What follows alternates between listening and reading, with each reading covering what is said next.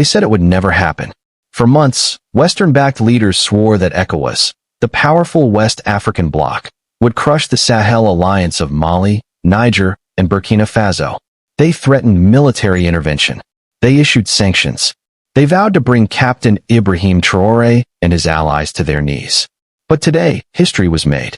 ECOWAS has bowed. The Sahel Alliance, once dismissed as weak, rebellious, and doomed, has forced ECOWAS to back down. This is not just politics. This is a seismic shift. It's a turning point for Africa's independence, for the balance of power in West Africa, and for the entire global order. Stay tuned, because the story you're about to hear explains why the West is panicking, why ECOWAS had no choice, and how 3 young nations in the Sahel just shook the world. In July 2023, Niger was turned upside down. Soldiers led by General Abdurrahmane Tiani ousted President Mohamed Bazoum, accusing him of corruption, foreign puppetry, and betrayal of Niger's sovereignty. The coup sent shockwaves through West Africa. For decades, Niger had been a loyal ally of France and the West. Its uranium powered France's nuclear plants. Its military bases supported America's drone program.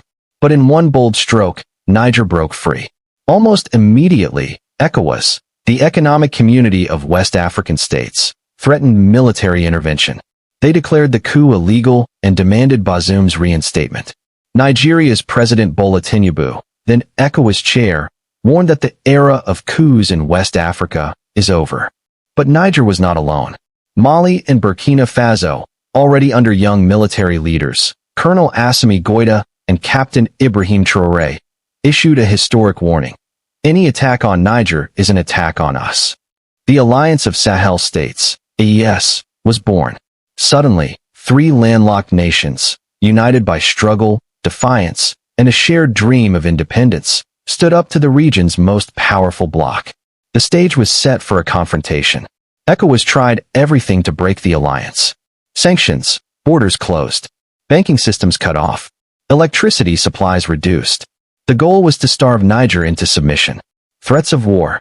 Troops from Nigeria, Senegal, and Côte d'Ivoire were put on alert. Military chiefs met in Abuja and Accra, drawing up invasion plans. Diplomatic pressure. France, the EU, and the US stood firmly behind ECOWAS. Media outlets painted Traoré, Goïta, and Tiani as junta leaders clinging to power. But the Sahel Alliance didn't blink. Burkina Faso rallied its people in massive demonstrations. Mali signed fresh defense agreements with Russia and reinforced its military. Niger mobilized civilians for defense and cut ties with France. Instead of collapsing, the alliance grew stronger. Ordinary Africans, tired of decades of ECOWAS acting like an arm of Western interests, began cheering for the Sahel.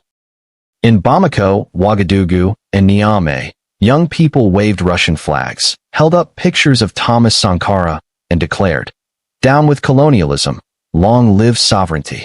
The standoff was no longer just about Niger. It was about the soul of Africa. So why did ECOWAS, with all its power, bow to 3 weaker nations?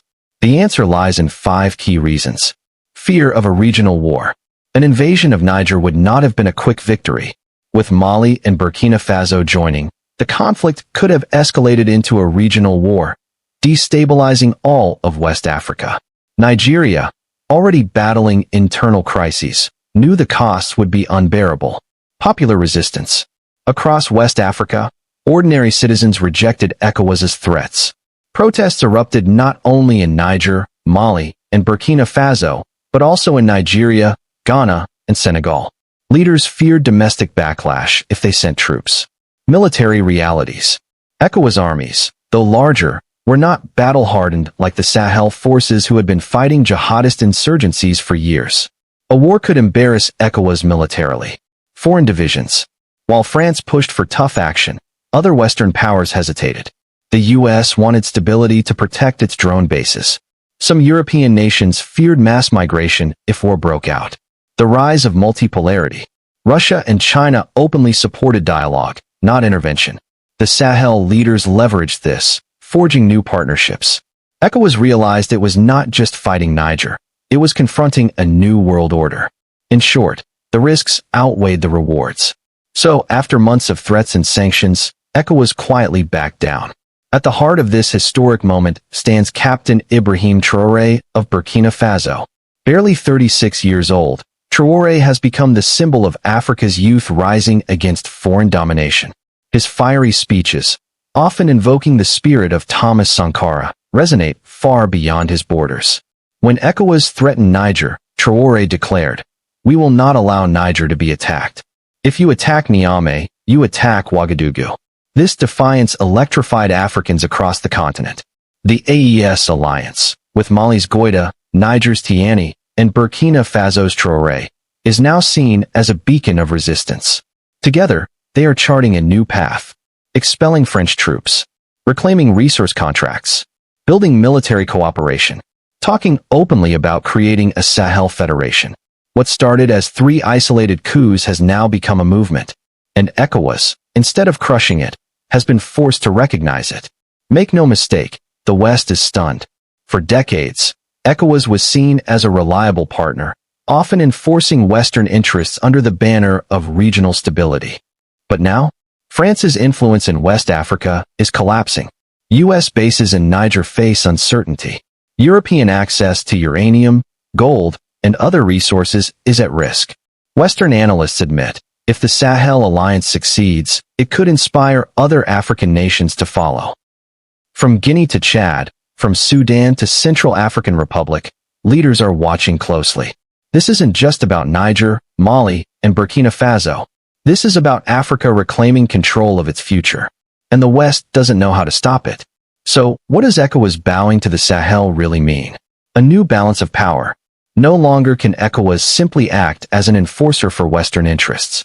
The Sahel Alliance has proven that unity and defiance can force even powerful blocs to retreat. The rise of Pan-Africanism.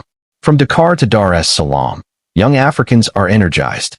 They see in Traoré, Goïta, and Tiani a new generation of Sankaras and Nkrumahs. Economic independence. With control of gold, uranium, and other resources, the Sahel Alliance can chart its own economic path, especially if they coordinate with BRICS nations. The end of fear. Perhaps the most important change is psychological. For too long, African leaders feared ECOWAS, France, and the West. Now, the fear is broken. This moment could spark a domino effect, inspiring other nations to resist exploitation. ECOWAS bowed. The Sahel stood tall. And Africa will never be the same again. This is more than politics. This is history repeating itself, but with a twist. Where once leaders like Sankara, Lumumba, and Nkrumah were silenced, today new leaders are rising, supported by millions of Africans who refuse to bow. The West is shocked. The old order is trembling. And Africa? Africa is rising. From the streets of Ouagadougou to the deserts of Niamey, from the mosques of Bamako to the markets of Lagos, a message is spreading. We will no longer be slaves in our own land. We will no longer hand over our gold, our uranium, our future. This is not the end of the struggle. More challenges will come. Foreign interference will not disappear overnight. But the spirit has changed. The Sahel Alliance has shown that when Africans unite, they are unstoppable. So remember this moment. Because years from now, when historians ask when Africa's second liberation began, they may point to this day. The day ECOWAS bowed to the Sahel. The day Africa took one step closer to freedom.